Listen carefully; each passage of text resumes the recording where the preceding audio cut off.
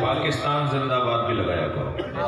پاکستان زندہ باد. پاکستان زندہ باد. پاکستان زندہ باد.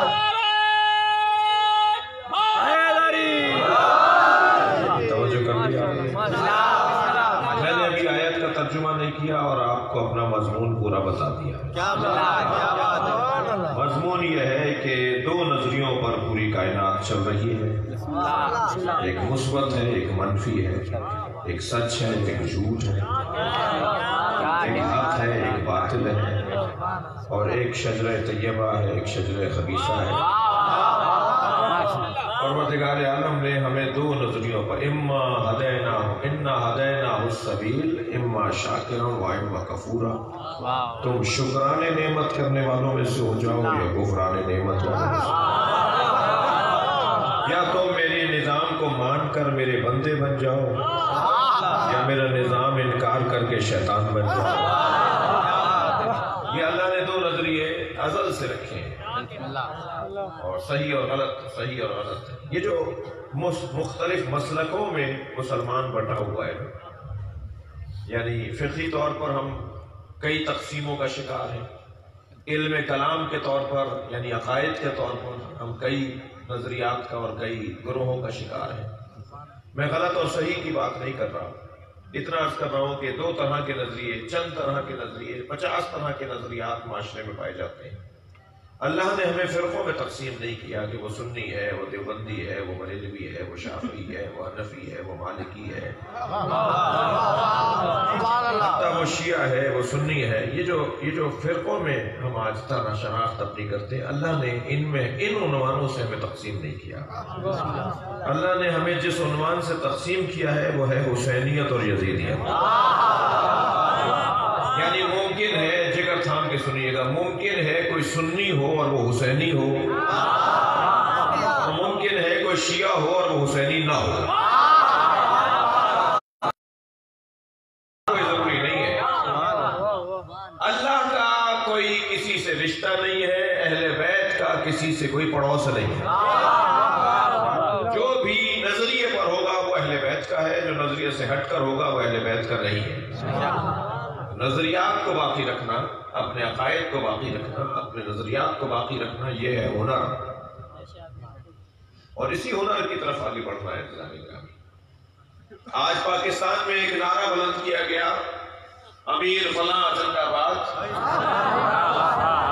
ہم تو اس بات ممبر پر اس نجس کا نام نہیں لیتے.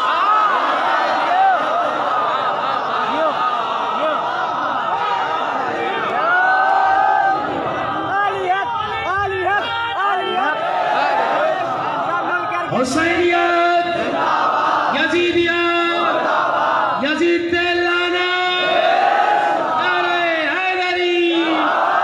سب مل کر کے ساتھ بولیں گے علی حق، علی حق، علی حق، علی حق، علی حق، علی حق، علی حق.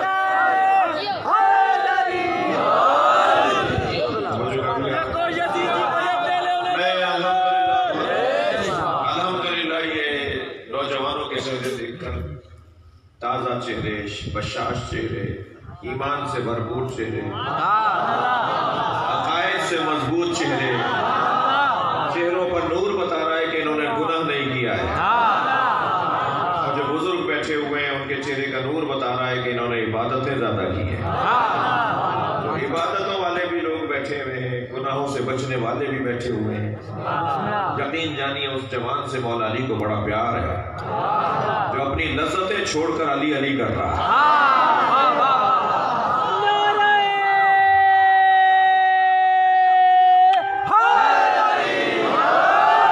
اس سے اچھی اور مثبت ایکٹیویٹی اور کیا ہوگی؟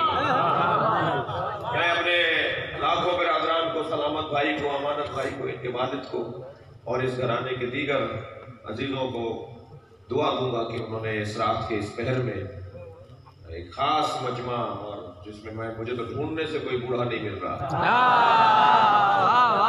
ان کے بال بھی سفید ہیں، ان کے ایمان کی وجہ سے وہ جوان. الحمدللہ رات کے اس شہر میں اتنا زندہ اور اتنا جاگتا جاگتا ہوا مجمع جمع کیا ہے اور لوگوں کو دعوت دی ہے مولا کے ذکر کے لیے. میں ابھی جناب پرویز سمو صاحب کے یہاں کے خمسے کی مجلس پڑھ کر آ رہا ہوں. وہاں بھی میں نے جملہ کہا کہ جب ہم مولا کا نام اپنی زبان پہ جاری کرتے ہیں تو مفہوم یہ عرض کیا تھا، یہاں ایک نئی بات کر رہا ہوں. جب ہم مولا کا نام اپنی زبان پہ جاری کرتے ہیں تو دو چیزوں کا ثبوت دے رہے ہوتے ہیں، ایک خون کی طہارت کا اور ایک فکر کی طہارت.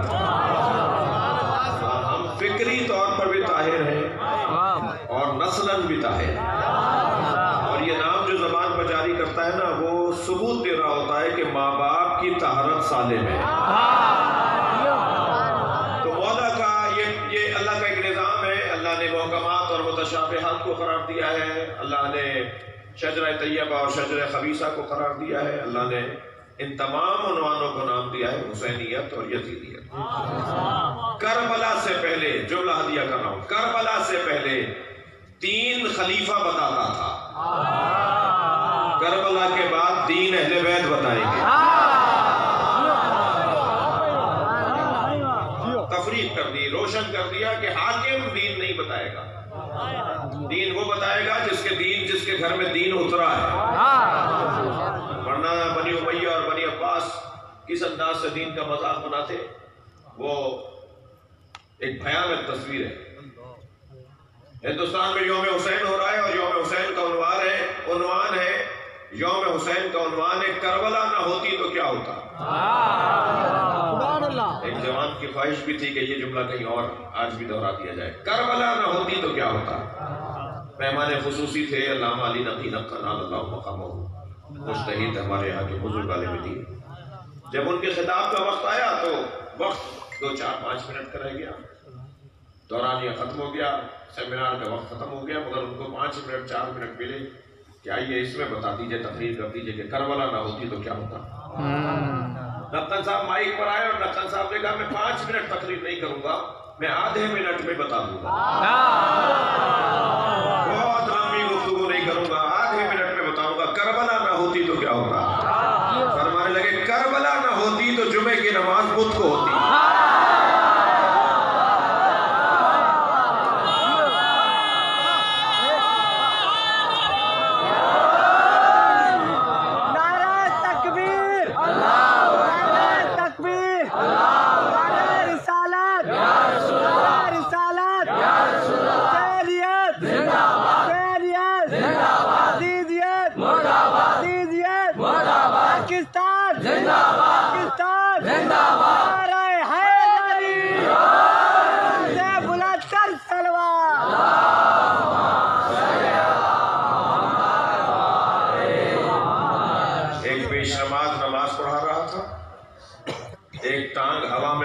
کر کے ایک ٹانگ پہ کھڑا ہو کر نماز پڑھا رہا تھا، ٹانگ ایسے اٹھائی بھی ہے اور ایک ٹانگ پہ کھڑے ہو کے نماز پڑھا رہا تھا.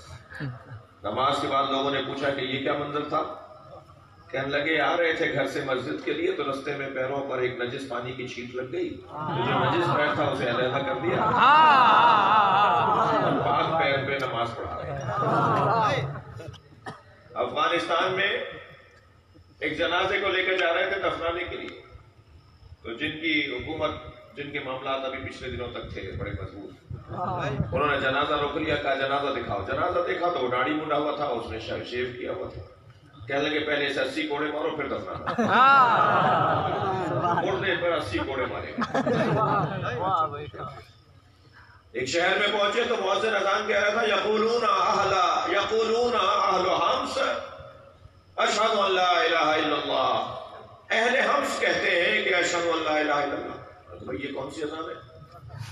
اذان میں کہا جاتا ہے کہ یقولون مثلا اہل میر کو خاص والے کہتے ہیں کہ اشہد ان لا الہ، کیا کراچی والے نہیں کہتے، حیدرآباد والے نہیں کہتے، اذان کے اندر جملہ بڑھا دیا کہ حمص والے کہتے ہیں کہ اشہد ان لا الہ الا اللہ. پوچھا کہ ماجرا کیا ہے؟ کہنے ماجرا یہ ہے کہ مؤذن چھٹی پر گیا ہوا ہے، یہ یہودی ہے جس کا لہن بڑا اچھا ہے تو اس کو کہا اذان دے. تو کہنا میں تو نہیں کہتا لا الہ الا اللہ.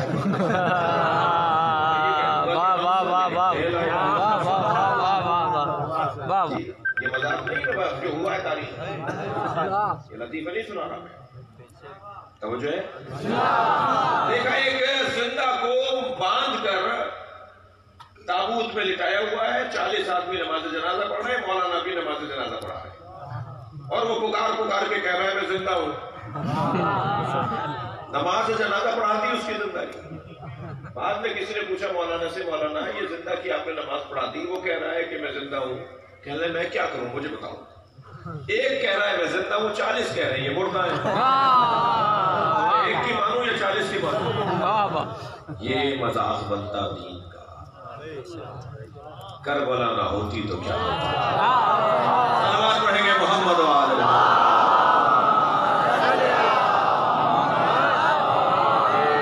مولا حسین کی ذات پر اس سے بلند سلوات۔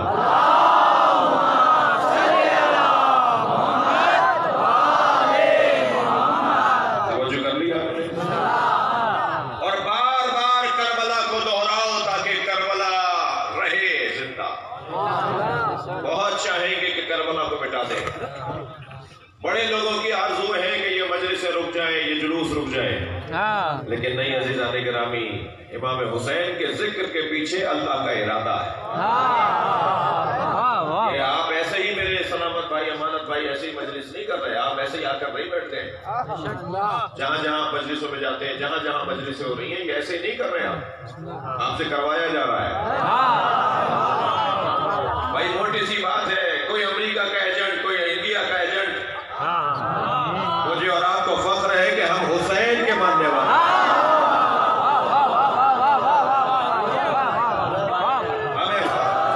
ہمیں فخر ہے کہ ہم اللہ کے ارادے کو عملی جامہ پہنانے والے ہیں۔ وہ لوگ بہت تاریخ میں آئے اور چلے گئے اور مر گئے اور مٹی کے نیچے دب گئے اور کیڑے انہیں قبروں میں کھا رہے ہیں، جن کی آرزویں تھی کہ جلوس بند ہو جائیں، مجلسیں بند ہو جائیں، نہیں، اس کے پیچھے ارادہ پروردگار ہے۔ دو واجب اللہ نے اپنے اوپر کیے، ہم پر ہزاروں واجب ڈالے، اپنے اوپر دو واجب رکھے۔ نماز ہم پر واجب، روزہ ہم پر واجب، حج ہم پر واجب، زکات ہم پر واجب، اور واجبات کی ایک لمبی لسٹ ہے، لیکن اللہ نے اپنے اوپر دو واجب رکھے۔ ایک واجب اللہ نے اپنے اوپر رکھا ہے وَمَا مِن دَابَّةٍ فِي الْأَرْضِ إِلَّا عَلَى اللَّهِ رِزْقُهَا، قرآن کی آیت۔ زمین پر کوئی ہلنے والا، رینگنے والا، چلنے والا نہیں ہے مگر اس کے رزق کی ذمہ داری اللہ نے اپنے اوپر لی ہے۔ ہمیں اللہ کھلا رہا ہے، ہمیں اللہ پال رہا ہے، ہمیں رزق ہمارا اللہ دیتا ہے، نہ ہمیں رزق ہمارا کوئی افسر دیتا ہے، نہ رزق ہمارا زمیندار ہمیں دیتا ہے، ہمیں رزق اللہ دیتا ہے۔ ایک صاحب مجلس میں بیٹھے ہوئے تھے، ایک صاحب مجلس میں بیٹھے ہوئے تھے، میسج آیا کہ تمہیں فیکٹری سے نکال دیا ہے۔ اب انہوں نے موبائل میں پڑھا کہ فیکٹری سے نکال دیا، بیٹھے ہوئے مجلس میں دماغ فیکٹری چلا گیا۔ اسے آواز دے کر کہو بھائی مجلس میں واپس آ جاؤ، جس حسین کی برکت سے پہلے نوکری ملی تھی، حسین کی برکت سے پھر تمہیں نوکری مل جائے گی۔ بھائی یہ فیکٹری کے مالک نے رزق نہیں دینا، اس کو تو اللہ نے ذریعہ بنایا ہے۔ آج یہ ذریعہ ہے، کل کوئی اور ذریعہ ہوگا۔ اور خبردار میرے عزیزوں، میرے پیاروں، ایک جملہ کہو، غربت کی بنیاد پر کبھی بھی اپنے آپ کو حقیر نہ سمجھنا۔ پیسہ اگر نہیں ہو، ککڑی کا ٹھیلا لگاتے ہو، جانوروں کو چراتے ہو، کوئی بھی کام کرتے ہو مگر حلال اور صحیح کام کرتے ہو، اپنے رب کو راضی رکھنے کے لیے تم صحیح کام کرتے ہو تو کسی سے دبنا نہیں، ڈرنا نہیں۔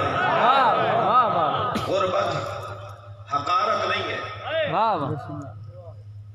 زینک یا علی، مولانا حدیث ہدیہ کر رہا ہوں، زینک اللہ یا علی فی الدنیا بالزہد وحب المساکین۔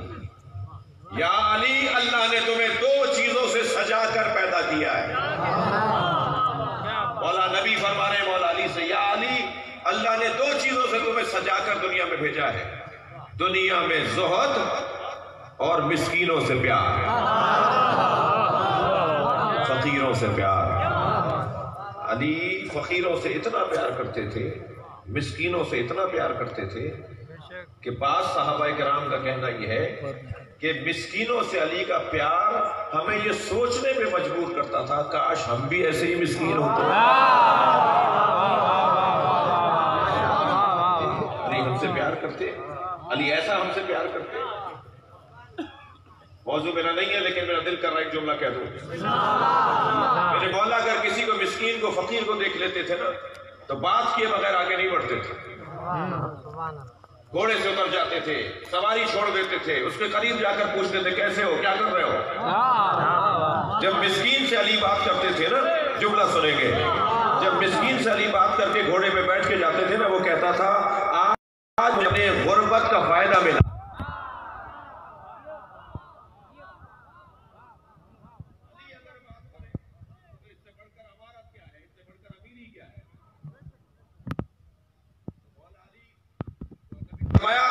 تمہیں اللہ نے دنیا میں زاہد اور مسکینوں سے پیار کرنے والا بنایا ہے.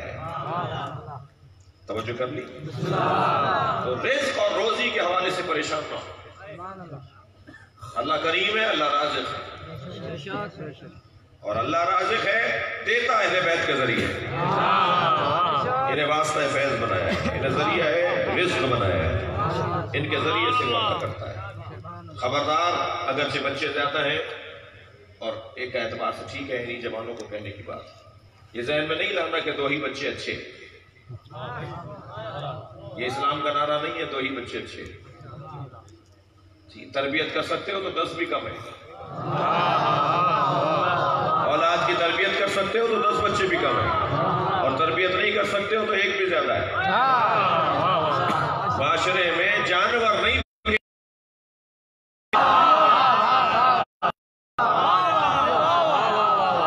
معاشرے میں ہمیں انسان بھیجنے. تو یہ کیسے ممکن ہے کہ معاشرے میں انسان بھیجنا چاہتے ہیں اور ان کی تربیت کا خیال ہمیں نہ ہو. کیا کریں کہ ہم اپنی بچوں کی اچھی تربیت کریں.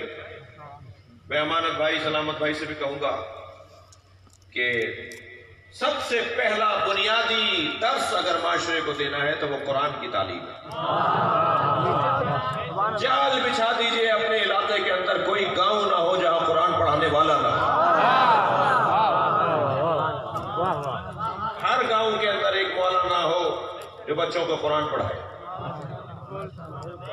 ہر گاؤں کے اندر ایک مولانا ہو, قاری قرآن ہو جو بچوں کو قرآن پڑھائے. قرآن کا نور جب منتقل ہوگا نا تو یقین جانیے اہل بیت سے پیار ہوگا. یہ بنیادی تعلیم. کوئی بچہ ملت کا, قوم کا, مسلمانوں کا نہ رہے جو قرآن نہ جانتا ہو. سارے کام ثانوی ہیں, دوسرے ہیں, تیسرے درجے کے ہیں. دقت ہے آپ حضرات کی. تربیت اولاد کے حوالے سے بات کر رہا ہوں. 2 ہی بچوں کا نعرہ اسلام کا نعرہ نہیں ہے. اسلام کہتا ہے کہ کیوں 2 بچے اچھے بھائی, کھائیں گے کہاں سے, کھلاؤں گا کہاں سے, پالوں گا کہاں سے. جو یہ جملہ کہہ رہا ہوں نا اسے اس کے سامنے آئینہ لا کے رکھ دے. میں کہہ رہا ہوں نا کہ بچوں کو پالوں گا کہاں سے, بچوں کو کھلاؤں گا کہاں سے, اس کے سامنے اس کا آئینہ لا کے رکھا دو. کہو تمہیں کس نے پالا ہے, تمہارے ابا کو کس نے پالا, تمہارے دادا کو کس نے کھلایا. جس نے تمہارے آباء و اجداد کو رزق دیا ہے وہی تمہاری اولادوں کو دے گا.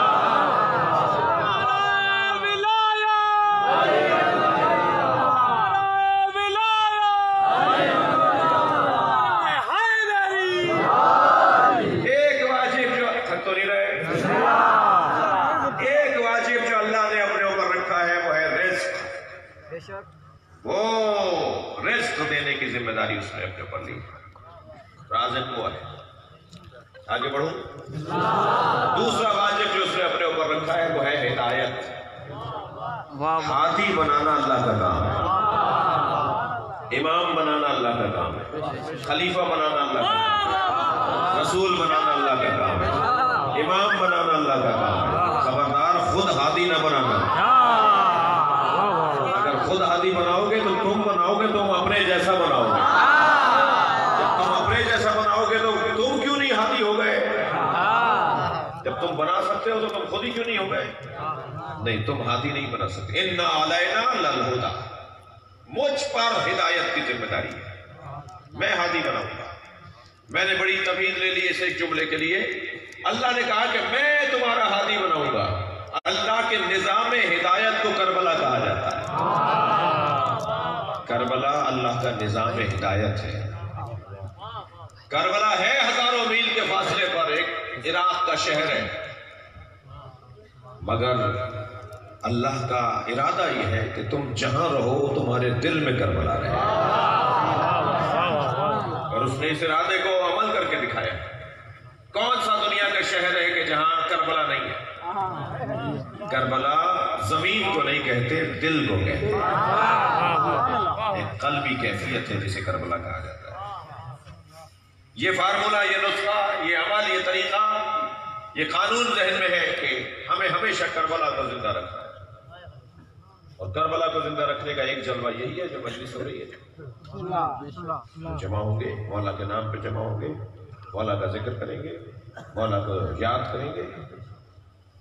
بھائی 2 گھنٹے تک اگر میں گلاب بیچنے والے کی دکان پر بیٹھ کر آؤں تو 4 گھنٹے تک میرے اندر سے گلاب کی خوشبو آتی ہے۔ جو 50 سال سے، جو 70 سال سے، جو 30 سال سے حسین حسین کر رہا ہے، اس کے اندر حسین کے کردار کی خوشبو نہیں آئے گی۔ وہ جب شہر میں گزرے گا، جب روڈ سے گزرے گا، جب دکانداری کرے گا، جب نوکری کرے گا، تو اس کی چال بتائے گی کہ حسینی جا رہا ہے۔ ایسا کچھ کرنے کی ضرورت ہے، الحمدللہ، انشاءاللہ ایسا کچھ کرنے کی ضرورت ہے کہ ہمارا حلیہ بتائے کہ یہ حسینی ہے۔ ہمیں کہنا نہ پڑے کہ ہم حسینی ہیں، ہمیں شناختی کارڈ کی ضرورت نہ پڑے، شناختی کارڈ دکھائیں کہ ہم حسینی ہیں۔ حسینی شناختی کارڈ والا نہیں ہوتا، حسینی کردار والا ہوتا ہے۔ چال بتائے، رویہ بتائے، طریقہ بتائے، انداز بتائے، بولنے کا انداز بتائے، معاملات کا انداز بتائے کہ یہ کون ہے۔ لوگ کہیں کہ ہو نہ ہو یہ شیعہ ہے، ہو نہ ہو یہ حسین کا چاہنے والا ہے، یہ انداز ہونا چاہیے۔ جنازہ پکار کر بتاتا تھا کہ علی کا مارا ہوا ہے، ایسی بار ایسا وار ہوتا تھا مولا کا کہ جنازہ بتاتا تھا کہ علی کا مارا ہوا ہے، برابر کا کاٹ کے گراتے تھے۔ علی کے چاہنے والے بھی، ہم بھی علی کی محبت کے مارے ہیں نا۔ علی کا چاہنے والا بھی پورے معاشرے میں منفرد نظر آتا ہے۔ پورا محلہ اگر چھوڑ کر جا رہا ہو علاقہ، یا پورا خاندان کسی علاقے کو چھوڑ کر کہیں اور کسی تقریب میں جا رہا ہو اور اپنی امانت رکھوانا چاہے تو کہے اس کے پاس رکھواؤ جو عزادار اور حسینی ہے۔ میری مولا فرماتے ہیں لاکھوں میں جو منفرد نظر آئے، سب سے اونچا نظر آئے، سب سے اچھا نظر آئے، وہ ہمارا چاہنے والا ہونا چاہیے۔ لہذا یہ کربلا ہمیں یہ پیغام دیتی نظر آ رہی ہے، خبردار جھوٹ بولنے والا حسینی نہیں ہوتا، غیبت کرنے والا عزادار نہیں ہوتا۔ ہمارے دماغ بھی عالی ہیں اس لیے کہ ہم علی کو مانتے ہیں، ہمارا رویہ بھی بلند ہے اس لیے کہ ہم اہل بیت کے چاہنے والے ہیں۔ راہ عمل ہمارا یہ ہے کہ کسی طرح اپنے آپ کو جہاں ہیں وہاں سے بہتر کریں، معاشرے کے آگے ثابت کریں کہ ہم اہل بیت کے چاہنے والے ہیں۔ متوکل نے جب چن چن کے شیعہ مروائے اور اس کے ذمہ داروں نے اور اس کے فوجیوں نے اس کے افسروں نے کہا ہم نے سارے شیعہ مار دیے، پورے گاؤں کے گاؤں زندہ جلا دیے، پوری آبادی کی آبادی ہم نے کاٹ ڈالی، کوئی شیعہ اب زندگی نہیں، کوئی شیعہ اب زندہ نہیں رہا۔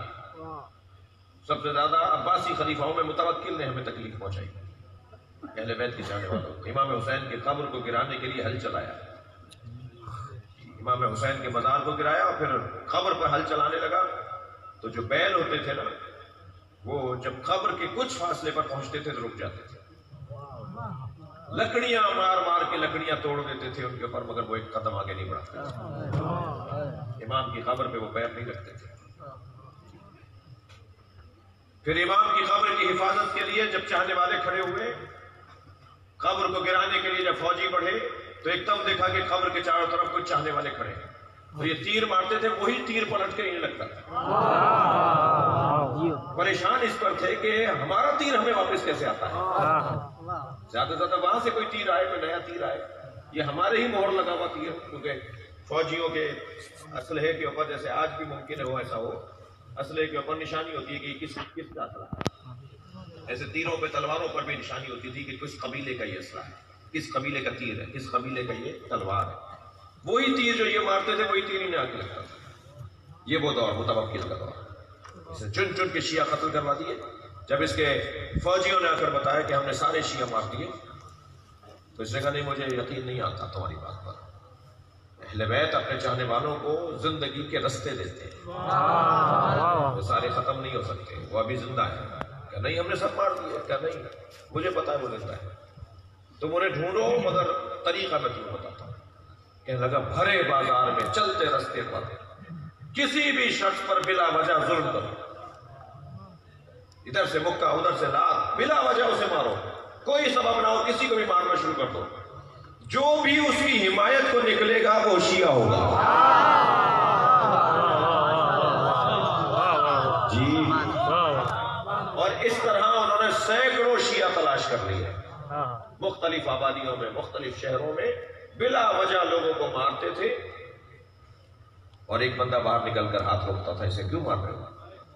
کہتے تمہارے سے کیا تعلق ہے؟ ہمارے سے کوئی تعلق نہیں ہے، پھر حمایت کیوں کر رہے ہو؟ ہمارا ضمیر گوارا نہیں کر رہا۔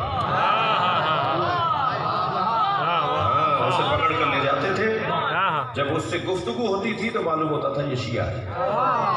فخر ہے ہمیں اس بات پر کہ فلسطین میں ایک گھر بھی شیعوں کا نہیں ہے، مگر سب سے زیادہ فلسطینیوں کی حمایت کوئی کرتا ہے تو وہ شیعہ ہے۔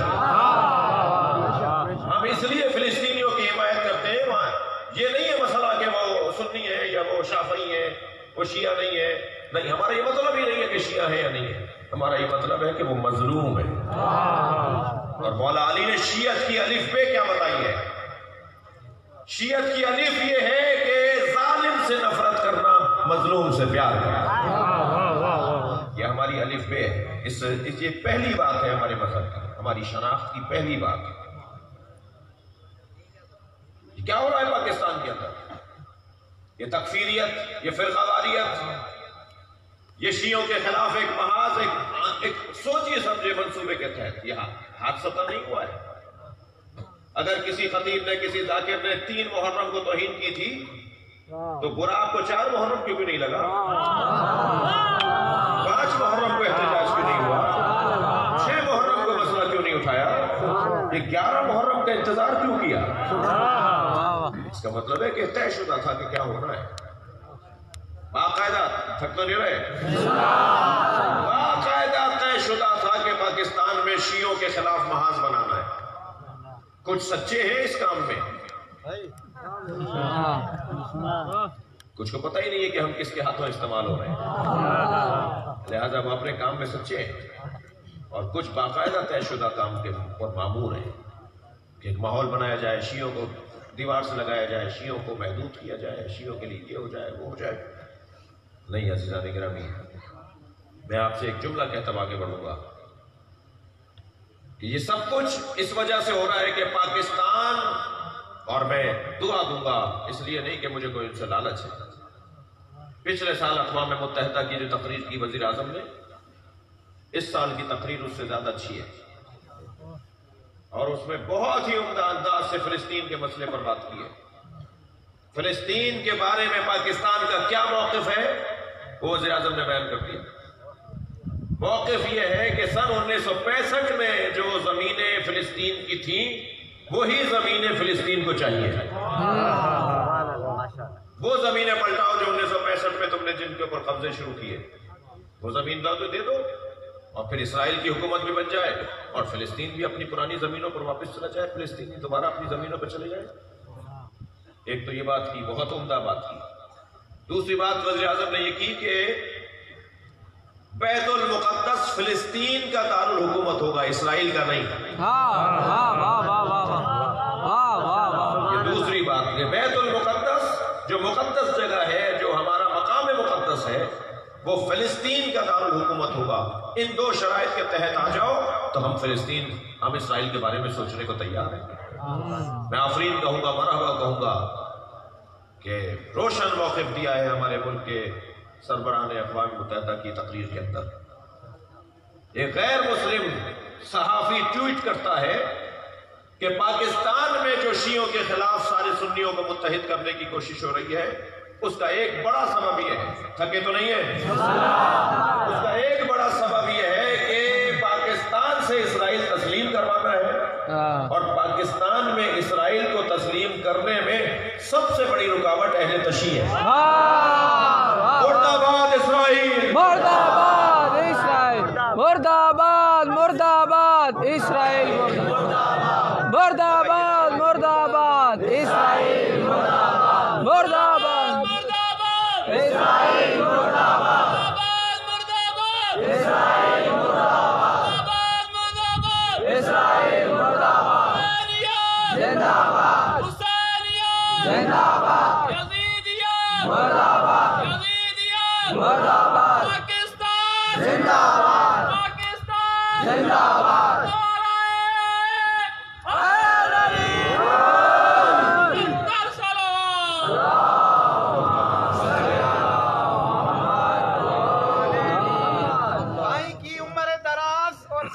صحتیابی کے لیے بآواز بلند تر صلوات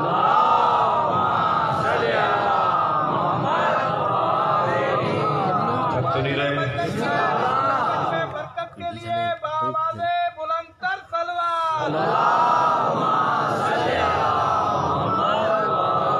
سب کی حفاظت کے لیے بلند تر صلوات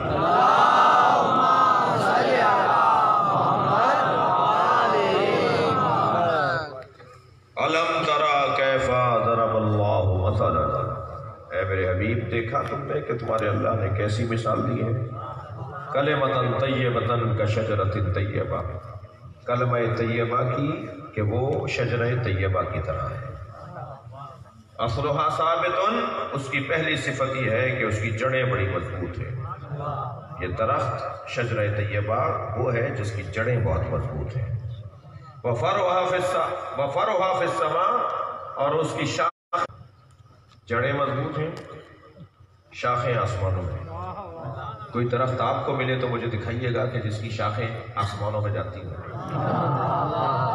یا اگر میں نے کہا ہوتا تو کہتے کہ مولانا نے ایسے ہی بول دیا ہے تو قرآن ہے بھائی اللہ کہہ رہا ہے کہ یہ درخت وہ ہے جس کی شاخیں آسمانوں میں جاتی ہیں ذرا ڈھونڈیے تو صحیح وہ درخت کون سا ہے جس کی شاخیں آسمانوں میں جاتی ہیں پھر تیسری صفت سنیے اس درخت کی تؤتی اکلھا کل حین بإذن ربھا یہ وہ درخت ہے جو ہر موسم میں پھل دیتا ہے وہ کون سا درخت ہے جو ہر موسم میں پھل دیتا ہے صلوات پڑھے علیہ اہل بیت کی ذات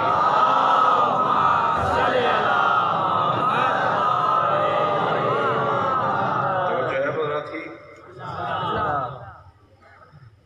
دنیا کے سب یزید اسی غم میں مر گئے دنیا کے سب یزید اسی غم میں مر گئے سر مل گیا حسین کا بیعت نہیں ملی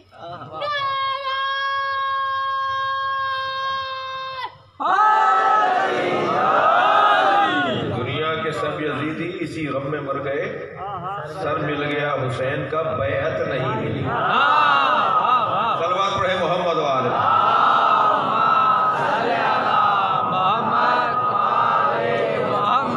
اب شجرہ طیبہ میں صرف آیت کا ترجمہ کروں گا اور پھر آپ سے رخصت چاہوں گا اللہ ارشاد فرما رہا ہے کلمہ طیبہ شجرہ طیبہ کی طرح ہے جس کی 3 صفتیں ہیں پہلی صفت یہ ہے کہ اس کی جڑیں بڑی مضبوط ہیں دوسری صفت یہ ہے کہ اس کی شاخیں آسمانوں میں ہیں تیسری صفت یہ ہے کہ وہ ہر موسم میں پھل دیتا ہے یہ کون سا درخت ہے کہ جو ہر موسم میں پھل دیتا ہو یہ کون سا درخت ہے جس کی شاخیں آسمانوں میں ہیں میں نے جب درخت ڈھونڈنا شروع کیا تو مجھے وہ درخت نظر آیا جس کی بنیاد مصطفیٰ جس کا تنا علی جس کی شاخیں اہل بیت جس کے پتے شیعہ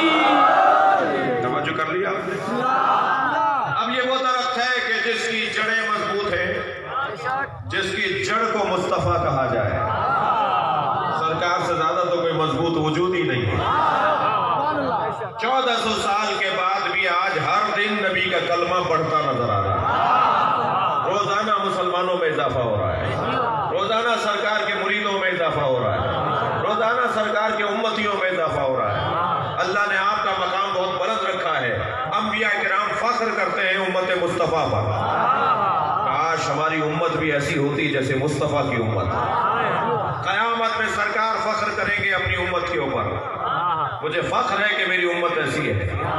اور علامہ اقبال کہتے ہیں در دل مسلم مقام مصطفیٰ. مسلمان کے دل میں مقام مصطفیٰ ہے.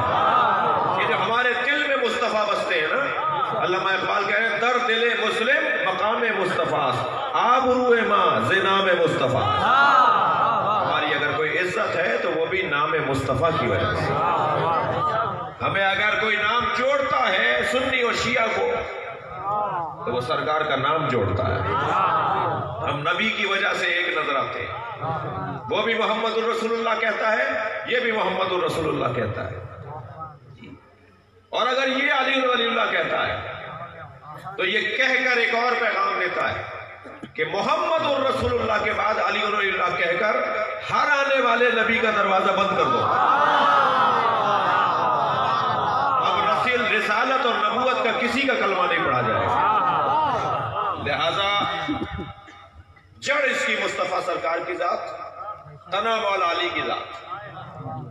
یہ وہ درخت ہے جس کی جڑیں مضبوط ہیں، جس کی شاخیں آسمانوں میں ہیں.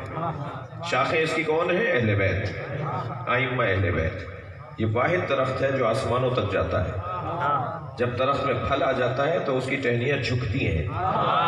یہ کیسا درخت ہے کہ جس کو ہر موسم میں پھل بھی دیتا ہے اور اس کی شاخیں بھی آسمانوں میں. تو ہمیں تو یہی سمجھ میں آتا ہے یہ یہاں والوں کو بھی کھلاتے ہیں، وہاں والوں کو بھی کھلاتے ہیں. آسمان والے بھی جن کا کھاتے ہوں انہیں اہل بیت کہا جاتا ہے. اگر اب تک کسی بچے کو سمجھ میں نہ آیا ہو تو اس دروازے پہ جو روٹیاں مانگنے آئے تھے نا، وہ یتیم مسکین اسیر، وہ وہاں کے فرشتے تھے. سیدہ کے ہاتھ کی روٹیاں یہ آسمان والے اور جنتی لوگ کھاتے ہیں. یہاں والوں کی روٹیاں وہ لوگ کھاتے ہیں. اور یہاں والے جب چاہتے ہیں وہاں سے روٹی منگا لیتے ہیں. جب چاہتے ہیں روٹی منگوا لیتے ہیں. کسی اور موقع پہ بیان کروں گا، بڑا حسین عنوان ہے کہ وہاں سے جب چاہتے ہیں غذا منگوا لیتے ہیں. یہ فلاں ہوٹل سے کھانا منگوا لو، ایسا لگ رہا ہے جیسے یہ مالک ہو. کہتے ہیں بھائی مالک یہ تو ہے، جب چاہے جہاں سے منگوا لیں. اہل بیت جنت کے مالک ہے نا. روٹی آنے میں کیا مسئلہ ہے؟ پھل آنے میں کیا مسئلہ ہے؟ وہاں سے کھانوں کے آنے میں کیا مسئلہ ہے؟ جب حسنین جنت کے سردار ہیں اور ان کے بابا ان سے افضل ہیں تو جب چاہے کچھ منگوا لیں. مولا نبی نے پوچھا یا علی کسی چیز کی آرزو خواہش؟ فرمایا جنت کے انار کا دل کر رہا ہے. جنت کا انار چاہتا ہوں، جنت کا انار کھانا چاہتا ہوں. مولا نبی نے ارادہ فرمایا، فرشتے انار لے کر آ گئے. 5 انار لے کر آئے. یا رسول اللہ ایک آپ کا، ایک علی کا، ایک حسن کا، ایک حسین کا، ایک فاطمہ زہرا کا. جی میرے مولا نبی نے مولا علی کو دیا. دونوں مولا نبی مولا علی نے انار کھایا. 3 انار رومال میں باندھ کر مولا علی لے کے چلے. رستے میں ایک محترم شخصیت نظر آئی، ہاتھ میں رومال دیکھ کر کہا یا علی ہمیں بھی کچھ دو. علی سے کوئی مانگے اور علی نہ دے. میرے مولا نے رومال کھولنا چاہا تو انار غائب. انار نہیں نظر آ رہے، اس میں ہی نہیں. پھر مولا نے رومال اٹھایا تو انار پلٹ آئے اس میں.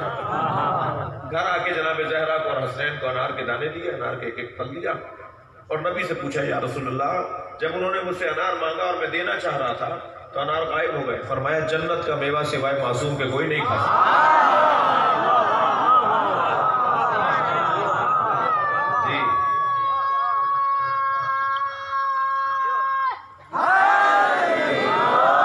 جی ماشاءاللہ، تھکے تو نہیں ہیں؟ عزیزان گرامی یہ وہ درخت ہے کہ جو آسمان والوں کو بھی پھل دیتا ہے. دوسرا درخت کون سا ہے؟ کلمتن خبیثتن کشجرۃ خبیثہ. اور کلمہ خبیثہ بھی ہے، وہ شجرہ خبیثہ ہے. اور شجرہ خبیثہ کی ایک ہی صفت ہے، اجتثت من فوق الارض، زمین کے اوپر سے اگتا ہے، اس کی جڑیں نہیں ہوتی. یہ وہ درخت ہے شجرہ خبیثہ، یہ وہ درخت ہے جس کی جڑیں نہیں ہیں، یہ زمین کے اوپر سے اگتا ہے. ما لہا من قرار، اور اس کو کوئی قرار بھی نہیں ہوتا. ہوا کا جھونکا آتا ہے، ہوا تیز چلتی ہے، وہاں سے اڑ کر وہاں جا پڑتا ہے.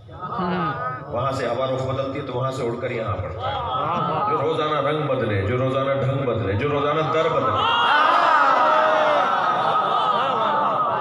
جو روزانہ نظریہ بدلے،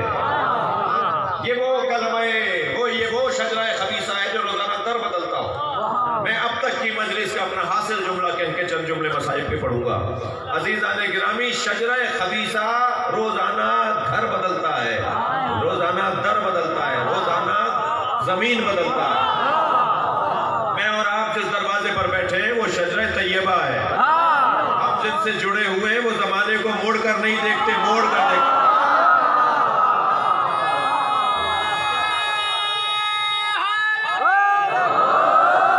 حالات کو اپنے حق میں تبدیل کرنا یہ اہل بیت کا پیغام ہے. خبردار، گھبرانا نہیں، ڈرنا نہیں، دل چھوٹا نہیں کرنا، دروازے پہ آنے سے رکنا نہیں، ہماری پیار سے دور نہ ہو جانا. زمانہ کرمٹے لے مگر تم زمانے کو بدلو، زمانہ تمہیں نہ بدل لے پائے. جو حالات کا رونا روتے ہیں وہ اہل بیت کے چاہنے والے نہیں ہوتے. اہل بیت کے چاہنے والے حالات کو رلاتے ہیں. حالات کو اپنے حق میں تبدیل کرنا ہی تو ہنر ہے. ساری دنیا حسین کے خلاف تھی، آج بتائیں حسین کے حق میں ہے یا نہیں؟ بدل دیا نا مزاجوں کو، اپنے حق میں تبدیل کر دیا نا ذہنوں کو. کوئی ساتھ دینے والا نہیں تھا. حضرت علامہ نقل صاحب فرماتے ہیں کبھی غور کیا حسین کے نام پہ اتنا مجمع کیوں جمع ہوتا ہے؟ یہ ایک منظر ہے. اس وقت دنیا میں ہزاروں مجلسیں ہو رہی ہوں گی بڑی بڑے تعداد میں. کبھی حسین کے نام پر اتنے بڑے مجمع کا سبب تلاش کیا کیوں امام کے نام پر اتنا بڑا مجمع لگتا ہے؟ نقل صاحب فرماتے ہیں اس لیے کہ حسین کربلا میں اللہ کی خاطر اکیلا کھڑا تھا. جو اللہ کی خاطر اکیلا کھڑا ہو جائے پھر اللہ اس کے ساتھ ہو جاتا ہے، اور پھر کوئی نہیں ہے کہ جو حسین ابن علی کو تنہا کر سکے. میں کہوں گا مولا سجاد آئیے ذرا